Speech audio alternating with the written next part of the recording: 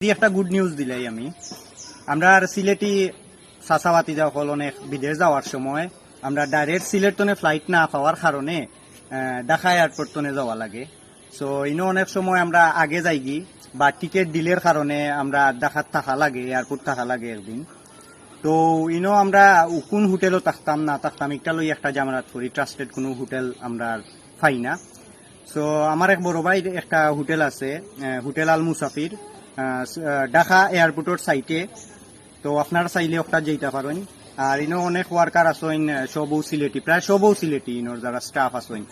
এখন ইনো বুঝরা তো আর সিলেটি একটা আলাদা কানেকশন। আর ইনো 100% ট্রাস্টেড, আপনারা চাইলে অন্য থাকতে পারেন। আর সবটা কি যে জিনিসটা আমার ভালো লাগছে তারা যে ইন্তনে যা লাভ করে হোটেলের যা লাভ হয় ইনটা কি কিছুটা অংশ লাভর টেকা বিভিন্ন মসজিদ মাদ্রাসাত বা এতিমখানাত গরিব দুঃখী মানুষরে তারা দান করে। ওই জিনিসটাও আমার খুব ভালো লাগছে। সো আপনারা চাইলে যাইতে পারেন। আর আমি একটার অ্যাড্রেস, তার ভিজিটিং কার্ড সবকিছু কমেন্টও দিয়ে রাখলাম, আপনারা চেক করতে পারেন।